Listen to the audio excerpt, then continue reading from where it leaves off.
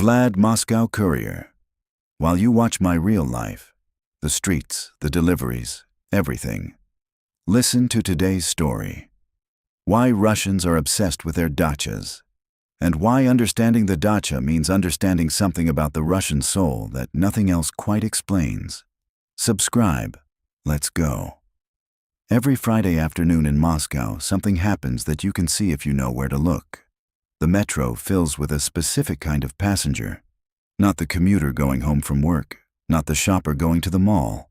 A different passenger, with bags that are larger than usual, with a specific purposeful energy that is different from the energy of the weekday commuter, with the look of people who are going somewhere that actually matters to them. These are the dacha passengers. The millions of Muscovites who every Friday afternoon from May to October pack their bags and leave the city for the small piece of land outside it that is in many ways more home to them than their apartment in the city. The dacha, the word that every Russian knows and that almost no foreigner fully understands until they have been to one. I deliver packages in Moscow every day. I ride through the city. I see who is here and who is not. And on Friday afternoons in summer, I see the city emptying. Not completely, but noticeably. The streets are slightly quieter. The shops are slightly less full. The metro platforms are crowded in the direction of the railway stations where the elektrichki, the suburban trains, leave every few minutes carrying Muscovites out of the city and toward their dachas. By Friday evening, a significant portion of Moscow's 12 million people are somewhere else. On a piece of land, in a small house, with a garden, away from the city that contains their professional lives and their official existences, and towards something that contains something else. Something that the city cannot provide, and that Russians have been going to find outside the city for as long as anyone can remember. The word dacha comes from the verb davat, which means to give. The original dachas were land given by the Tsar to members of the nobility and the court. Given in the literal sense. A gift of land from the sovereign to the favored. These aristocratic dachas were the summer estates of the Russian elite. The places where Chekhov set his plays. Where Tolstoy walked in the mornings. Where the Russian intelligentsia spent their summers arguing about literature and philosophy and the future of Russia, while their servants maintained the garden and prepared the meals. The Cherry Orchard is a dacha play.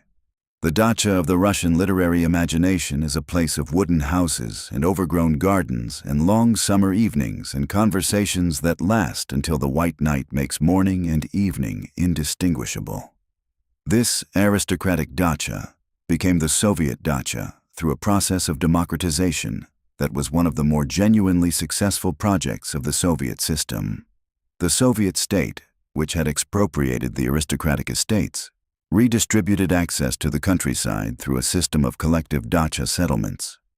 State enterprises and institutions were allocated land outside the cities, and they in turn allocated small plots to their workers.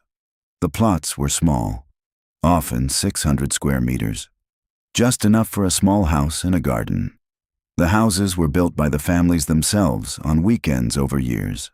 Simple structures, wood frame, not always insulated for winter, not always comfortable by any standard, but theirs. In a system where private property did not officially exist and where your apartment in the city was technically state property that you occupied by permission, the dacha plot and the house you built on it were as close to genuine private ownership as most Soviet citizens ever got. This quasi-ownership of the dacha produced a specific attachment. The house you built with your own hands on the land that was allocated to your family is not just a house. It is the materialization of your labor. The physical evidence that you made something that did not exist before you made it. Soviet citizens who had almost no opportunity to own anything and almost no opportunity to build anything could build their dacha, could plant their garden, could create from nothing a place that was genuinely theirs in a way that the official system of property could not quite provide anywhere else. The dacha was the one place where the Soviet citizen could be a proprietor, could make decisions about their own space without asking permission, could build what they wanted to build and plant what they wanted to plant, and spend their time there in the way they chose to spend it. This freedom, modest by any Western standard, was profound within the Soviet context, and the attachment it produced was correspondingly profound. The garden dimension of the Soviet dacha is inseparable from the attachment. The dacha garden was not primarily decorative. It was productive. It grew food, real food, food that the Soviet distribution system did not always provide reliably. Potatoes, cucumbers, tomatoes, berries, fruit trees. The dacha garden was a hedge against Soviet shortage. If the shops were empty, the dacha might not be. If the supply chain had failed for some category of food, the dacha garden might still be producing it.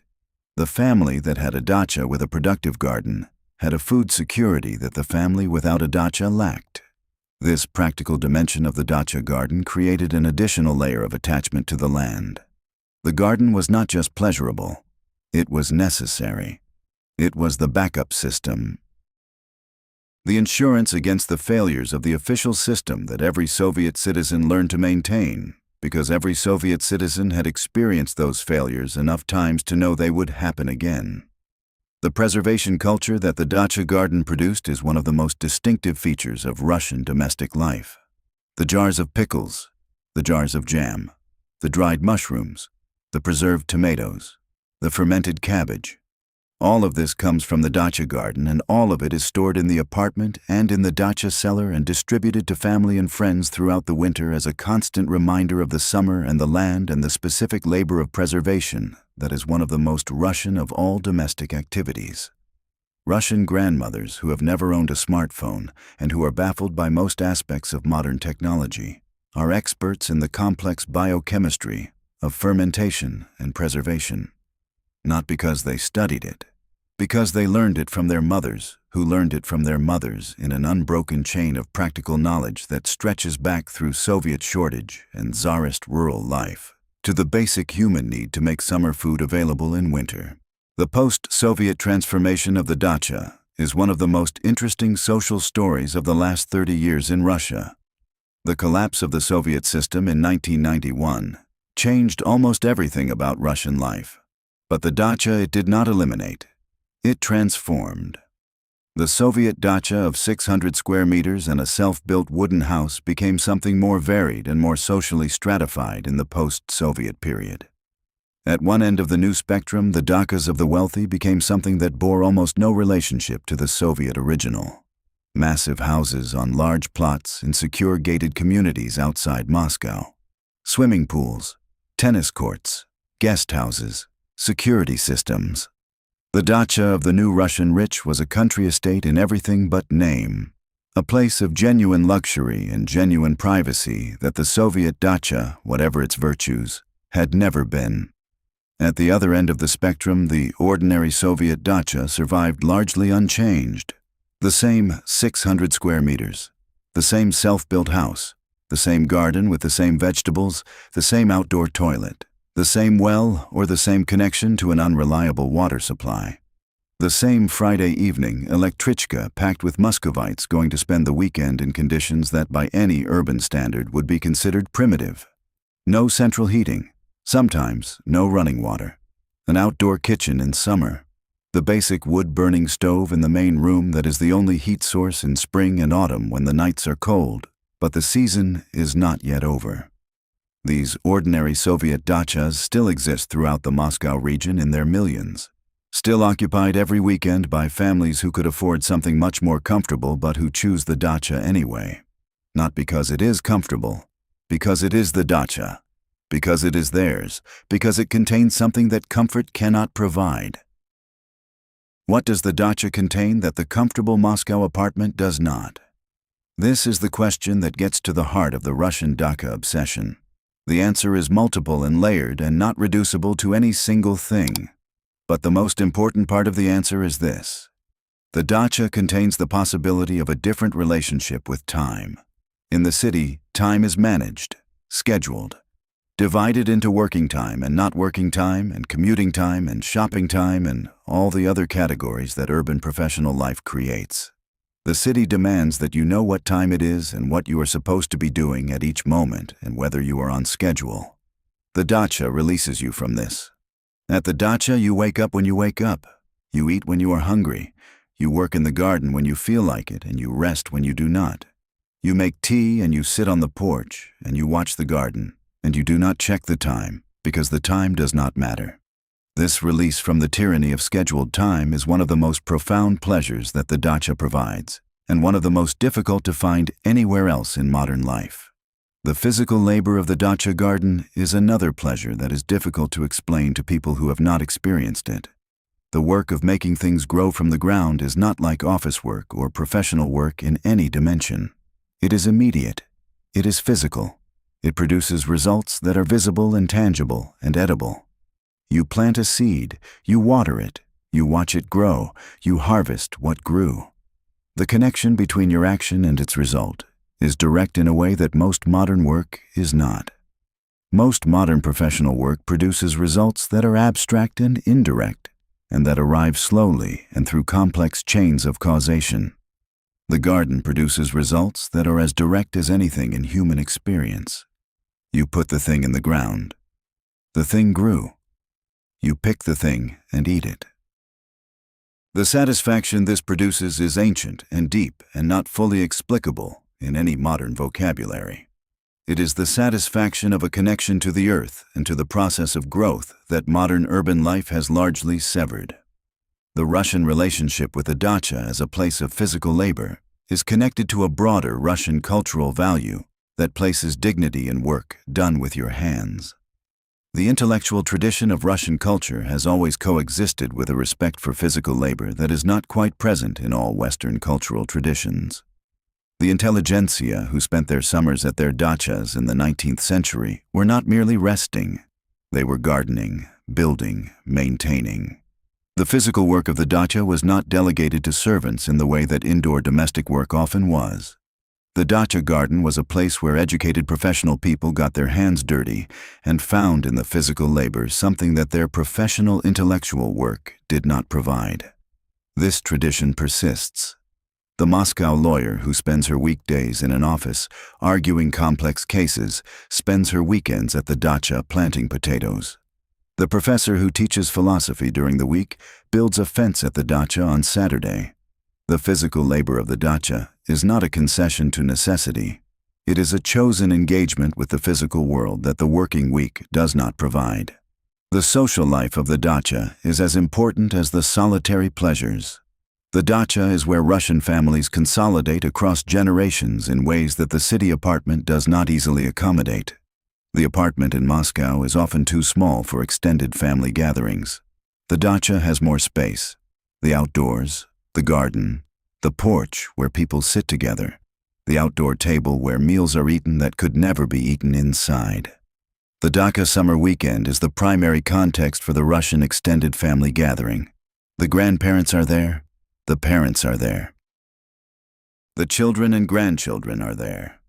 3 or 4 generations occupying the same small property for 2 days, and in the occupying of it performing the family in a way that the rest of the year does not quite permit.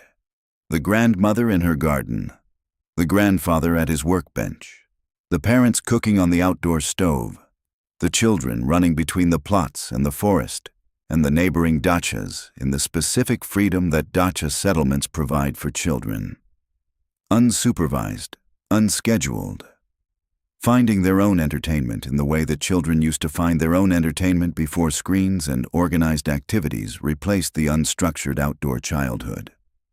The food that the dacha produces is inseparable from the social life it creates. The shashlik, the Russian barbecue, is the dacha meal par excellence. The coals prepared in the mangal, the Russian barbecue grill, the meat marinated the night before or the morning of. The skewers loaded and placed over the coals. The slow process of cooking that cannot be rushed and that requires attention and patience, and the specific knowledge of when the meat is ready that only experience provides. The shashlik is not food in the sense of nutrition. It is a social event. The preparation is shared. The cooking is collective. The eating is together. The hours around the mangal with family and friends, and the smoke and the smell and the specific pleasure of food cooked outside over fire are among the most characteristically Russian social experiences that exist. not because the shashlik is uniquely Russian, but because the context in which it is eaten. The dacha, with its garden and its generations and its specific atmosphere of released time and physical space, is uniquely Russian. The mushroom-picking culture that connects to the dacha is another dimension of the Russian relationship with the land outside the city that has no real equivalent in most Western cultures. Russians pick mushrooms seriously, knowledgeably, with a precision and a passion that borders on the religious. The forests around the dacha settlements are the primary mushroom-picking territory. In late summer and autumn, the Russian who goes to the dacha goes also to the forest, with a basket, with a specific knowledge of where the mushrooms grow and when they appear, and how to distinguish the edible from the poisonous that is transmitted through families as carefully as any other practical knowledge. The mushroom-picking expedition is often a family event. Grandparents who know the forest teaching grandchildren who are learning it. The knowledge of which mushroom is which and where it grows and what to do with it once you have picked it is a form of cultural inheritance that connects Russians to the landscape around their dachas in a way that is not merely recreational, but genuinely ancestral. The dacha as a place of repair is another dimension that is worth understanding. Russians fix things at the dacha. Buildings that need maintenance, fences that need replacing, plumbing that has failed over winter, electrical systems that have degraded. The dacha is a continuous maintenance project that requires skills across a range of practical domains: carpentry, plumbing, electrical work, masonry, painting, roofing. The Russian who has maintained a dacha for decades has accumulated a practical competence across all of these domains that most urban professionals in other countries do not have. This practical competence is valued. The person who can fix things is respected in Russian culture in a specific way. The dacha is the school where this competence is developed and maintained. Fathers teach sons. Grandfathers teach grandsons. The knowledge of how to maintain a physical structure is transmitted through the dacha as consistently as the knowledge of how to pickle cucumbers or pick mushrooms. The psychological function of the dacha in Russian life is something that Russian culture understands intuitively, but rarely articulates directly. Russians do not typically say, "I go to the dacha because it provides psychological restoration and a necessary counterbalance to the stresses of urban professional life." They say, "I go to the dacha because it is the dacha, because it is time, because the cucumbers need watering, because grandmother is waiting." The practical reasons are always given. The psychological reasons are understood without being named. But they are real and they are significant, and understanding them helps explain why the dacha obsession persists so strongly in a generation that has access to international travel and luxury hotels and every other form of leisure that money can buy. The dacha is not simply the best available option for people who cannot afford something better. Many Russians who could easily afford something much more comfortable choose the dacha anyway, because the dacha provides something that more comfortable alternatives do not provide. The first psychological function is restoration. The city is stimulating and demanding and relentless in the way that major cities are relentless. It requires a specific mode of engagement that is active and alert and responsive to a constant stream of inputs. The metro, the traffic, the office, the colleagues, the noise, the density. The city does not offer you the option of being unengaged. To be in the city is to be engaged with it continuously whether you choose to be or not. The dacha offers the opposite. The silence of the countryside around Moscow in summer is a real silence, not the absence of all sound, but the absence of the specific sounds of urban density. You hear birds, you hear wind in the trees, you hear the neighbor's radio from a distance. You hear your own thoughts in a way that the city does not permit. The silence is not nothing. It is the presence of a different kind of sound that restores something the city takes. The second psychological function is connection to continuity. The dacha that has been in the family for 3 generations is not just a piece of land and a small house. It is a container of family history. The apple tree that your grandfather planted, the fence that your father built, the roses that your mother has been tending for 30 years.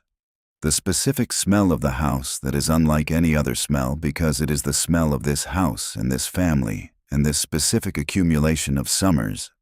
When you go to the Dacha, you go to all the summers that happened before this summer. You go to your childhood and your parents' middle age and your grandparents' old age simultaneously. The Dacha holds all of this in a way that the city apartment, which changes and is renovated and is updated, often does not. The Dacha is deliberately not updated, deliberately not renovated beyond what is necessary for it to function. The old is preserved not because you cannot afford new, but because the old is what the Dacha is. The new would replace it with something that looks better and contains less. The third psychological function is identity. The Dacha is a place where a Russian can be Russian in a specific and complete way that the globalized modern city sometimes makes difficult. The city is international. The office is international. The food in the supermarket is international. The culture that flows through screens and headphones is international. The Dacha is not international. The Dacha is Russian in the specific way that specific places that have been used in specific ways by specific people for generations become the essence of the thing they are. The language at the Dacha is Russian. The food at the Dacha is Russian. The activities at the Dacha are Russian. The social forms at the Dacha, the extended family gathering, the shashlik, the banya, the mushroom picking, the preservation of summer food for winter, are all Russian in ways that have no international equivalent and require no international reference point. At the Dacha, you are simply and completely Russian. And for people who spend their working lives in an environment that asks them to be international, this simplicity is a profound relief. The banya at the Dacha deserves its own consideration as a separate but inseparable part of the Dacha experience. Many Dachas have a banya. The small wooden buildings separate from the main house where the stones are heated to extraordinary temperatures and water is poured over them to produce steam, and people sit in the heat and beat each other with bundles of birch branches and then run outside and jump into cold water or roll in snow depending on the season. The banya is one of the oldest Russian cultural practices. It predates Christianity in Russia. It predates written Russian history. It is the practice that has persisted through every transformation of Russian society and every change in Russian culture because it provides something that nothing else provides: the complete physical reset. The total cleansing of the body through the alternation of extreme heat and extreme cold that produces a physical sensation that Russians describe as being born again. The banya at the Dacha is the weekly practice of this ancient ritual in the specific context that was made for it. Outdoors, surrounded by nature, with family and friends, followed by food and drink and the specific contentment of a body that has been through something significant and emerged on the other side. The children at the Dacha are living a version of childhood that their parents and grandparents lived, and that is becoming increasingly rare in the modern world. The Dacha child has freedom that the city child does not have: physical space, unscheduled time. The forest as a playground, the garden as a laboratory, the neighboring Dachas as a social world of other children who are also free and also unscheduled, and who negotiate their own games and their own hierarchies and their own rules without adult intervention. This Dacha childhood is the childhood that Russian adults remember when they remember their best summers. The freedom of it, the physical adventure of it, the specific sensory richness of it, the smell of the earth and the grass and the rain and the wood smoke, the feeling of being tired in the evening from actual physical activity in actual outdoor space, the sleep that comes from that tiredness, the waking up in a place that is not the city and that feels fundamentally different from the city in ways that a child's body understands before a child's mind can articulate. Russians who have grown up spending summers at the Dacha and who now live in cities that do not have Dacha culture around them experience a specific kind of homesickness that is not quite homesickness for Russia in the general sense. It is homesickness for the Dacha specifically. For the Friday afternoon journey on the electrichka, for the smell of the house when you open it in May for the first time after winter, for the first shashlik of the season, for the first cucumber picked warm from the garden and eaten immediately without washing because there is no time and the cucumber is perfect right now in this moment. For the grandmother who is in her garden at 6 in the morning because the garden requires attention and the morning is the best time to give it. These specific sensory memories of the Dacha are among the most powerful memories that Russians carry, and they produce a longing that is specifically for the Dacha and for everything the Dacha contains that cannot be found anywhere else. The contemporary Dacha is evolving. The generation now in their 20s and 30s has a different relationship with the Dacha than their parents and grandparents had. Some have embraced it fully, found in the Dacha the same restoration and connection and identity that every previous generation found, have taken on the maintenance of the family Dacha and the continuation of the family traditions. Others have moved away from it, find the discomfort too real and the practical demands too significant for a lifestyle that has other options available. Prefer the comfort of a hotel and the ease of a flight to some warmer destination over the labor of the Dacha weekend. This generational divergence is real, and it is one of the ways in which Russian culture is genuinely changing. But the Dacha has been declared dead before, after the Soviet collapse, when it seemed like the prosperity of the new Russia would replace the Dacha with something more comfortable. The Dacha survived. After the expansion of international travel that gave Russians access to beach holidays in European cities, the Dacha survived. The specific thing it provides has proven more durable than the alternatives that were supposed to replace it. I ride through Moscow every week on Friday afternoons. I see the Dacha passengers on the metro with their bags and their specific energy of people going somewhere that matters. I see the city getting quieter as the evening comes and the trains take people away. And on Sunday evenings, I see the reverse. The same passengers returning, slightly tired, slightly sun-touched or slightly rain-touched depending on the weekend, with bags now containing jars of something and bags of something from the garden, with the specific look of people who went somewhere real and are now returning to the other part of their life. The look of people who have two homes, one in the city and one outside it, and who are in some fundamental way more complete for having both. Subscribe if you want to keep seeing Moscow through my camera. Come back next week. There is always more. And leave me a comment. Do you have a place outside the city that is yours in this way? I read every single one.